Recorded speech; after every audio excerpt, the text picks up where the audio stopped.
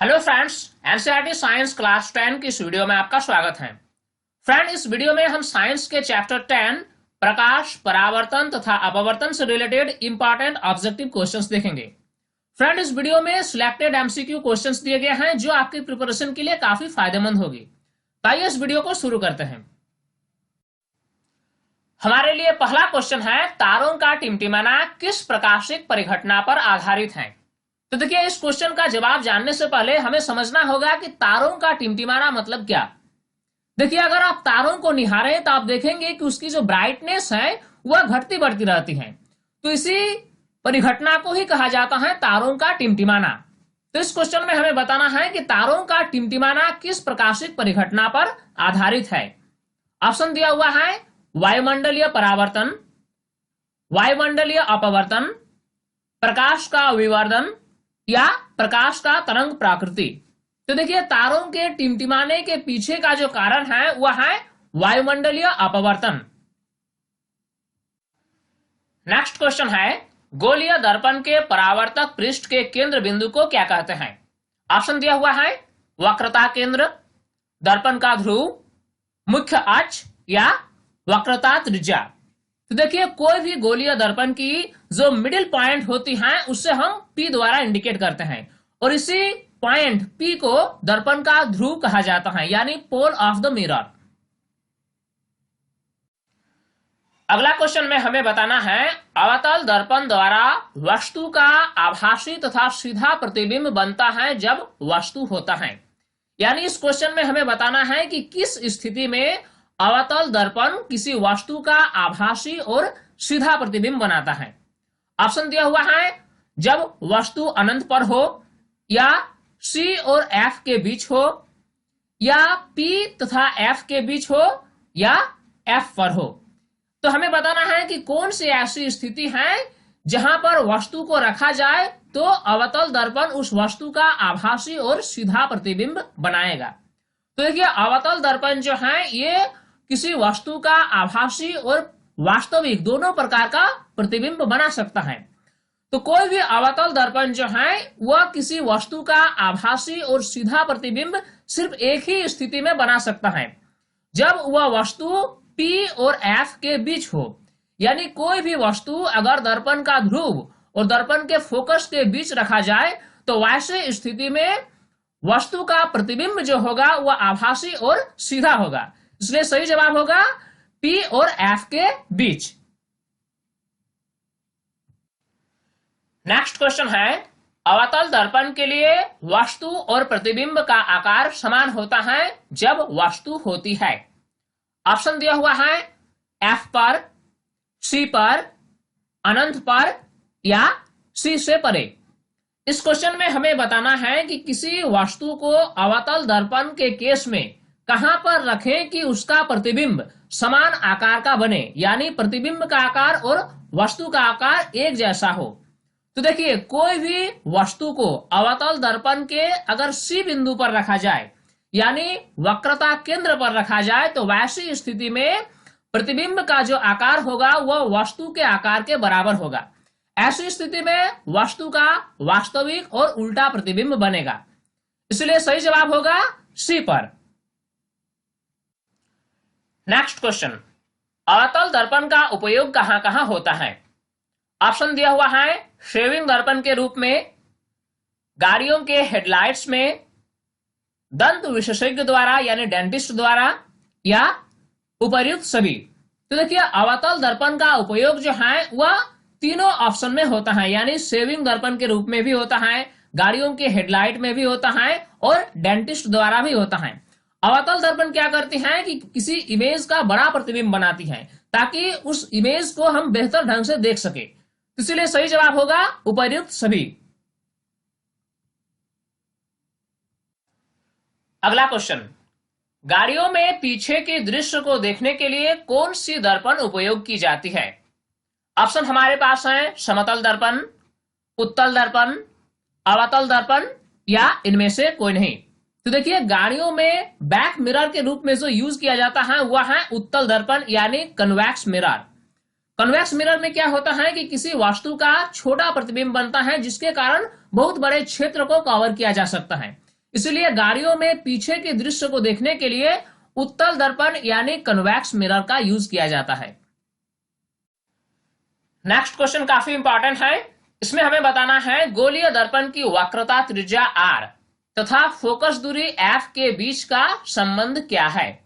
Option दिया हुआ है f is equal to 2r, r is equal to 2f, r is equal to f या इनमें से कोई नहीं। तो देखिए किसी भी गोलीय दर्पण के केस में वक्रता त्रिज्या r और फोकस दूरी f के बीच का जो सही संबंध है वह है r is equal to 2f, यानी वक्रता त्रिज्या जो होगा वह फोकस दूरी का दुगुना होगा। नेक्स्ट क्वेश्चन, अवतल दर्पण द्वारा किस प्रकार का प्रतिबिंब बनता है। ऑप्शन है केवल आभासी, केवल वास्तविक, आभासी और वास्तविक दोनों, या इनमें से कोई नहीं। तो देखिए गोलीय दर्पण दो तरह का होता है, उत्तल दर्पण और अवतल दर्पण। तो अवतल दर्पण जो है ये आभासी और वास्तविक दोनों प्रकार का प्रतिबिंब बना सकता है, लेकिन उत्तल दर्पण जो है ये केवल आभासी प्रतिबिंब ही बनाता है। तो अवतल दर्पण के केस में हम कह सकते हैं कि आभासी और वास्तविक दोनों प्रकार का प्रतिबिंब बन सकता है। नेक्स्ट क्वेश्चन देखते हैं, 20 सेंटीमीटर वक्रता त्रिज्या वाली किसी गोलीय दर्पण का फोकस दूरी क्या होगा।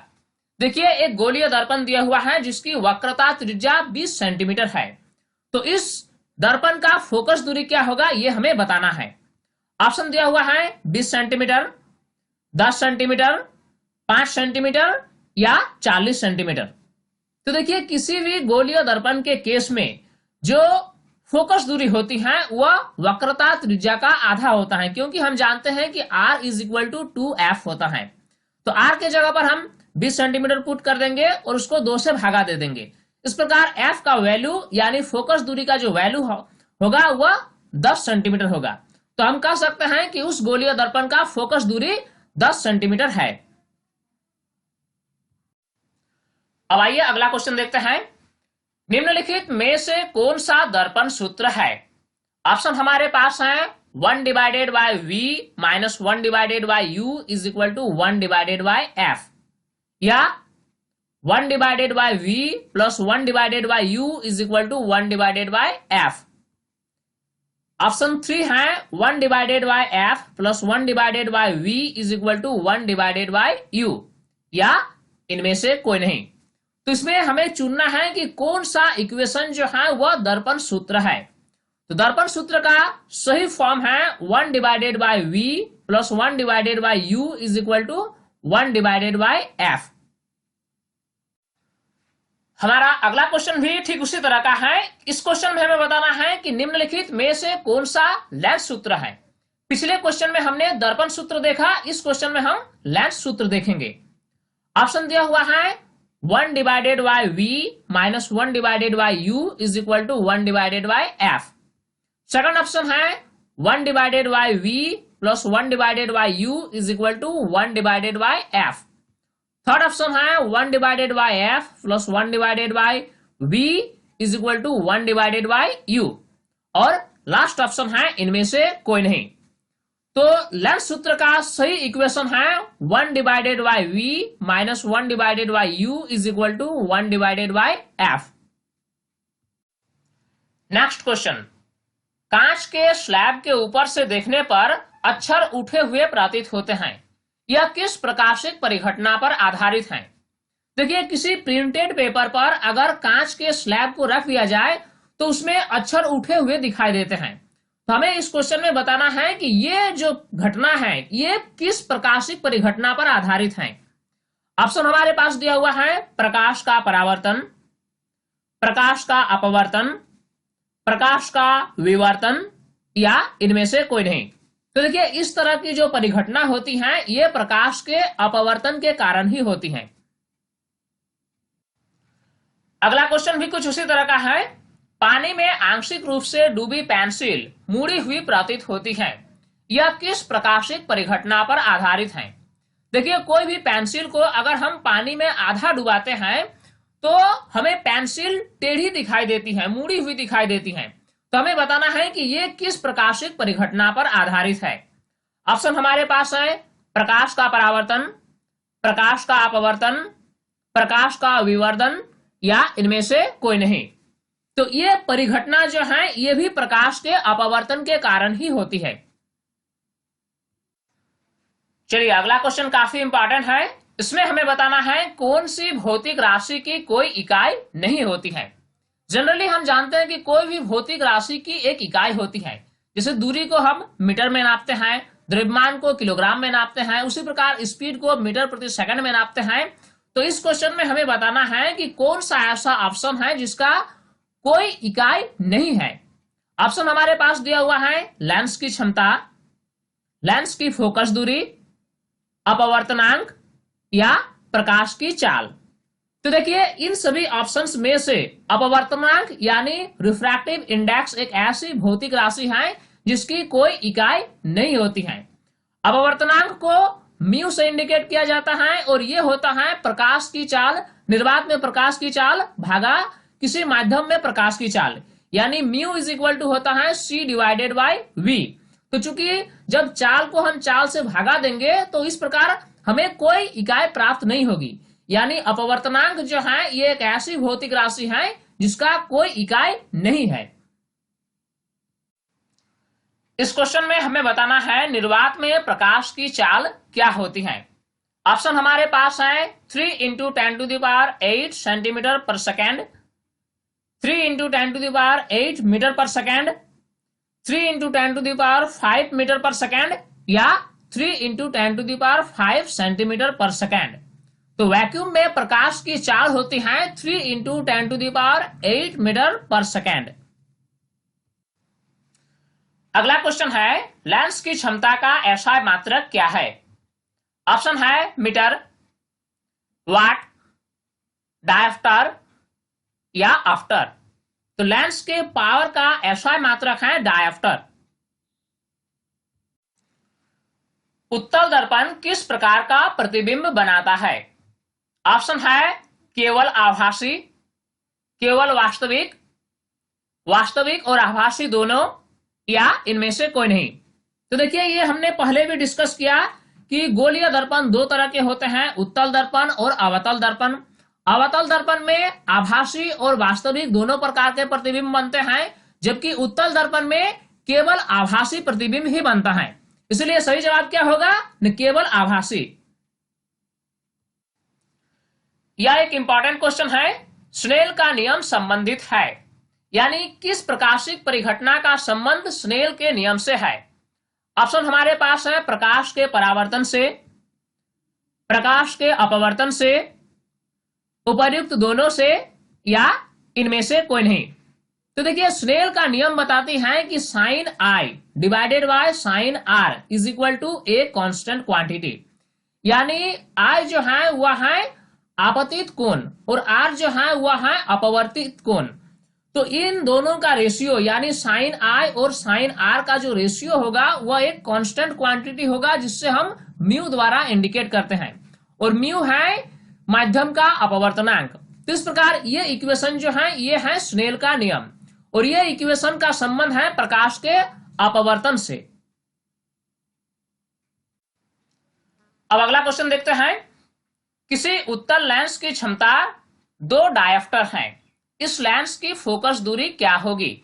ऑप्शन हमारे पास है 20 सेंटीमीटर, 50 सेंटीमीटर, 10 सेंटीमीटर और 100 सेंटीमीटर। तो देखिए किसी भी लेंस की क्षमता अगर दी हुई रहो तो हम उसकी फोकस दूरी को निकाल सकते हैं, क्योंकि हम जानते हैं कि फोकस दूरी के लिए क्या फॉर्मूला होता है 1 डिवाइडेड बाय p, यानी 1 को हम क्षमता से भागा दे देंगे। इसी प्रकार p के जगह पर हम 2 पुट कर देंगे और हमारा वैल्यू निकल जाएगा 0.5 मीटर। यहां पर मीटर इसलिए हुआ क्योंकि लेंस की क्षमता का एसआई मात्रक जो है वह है डायफ्टर।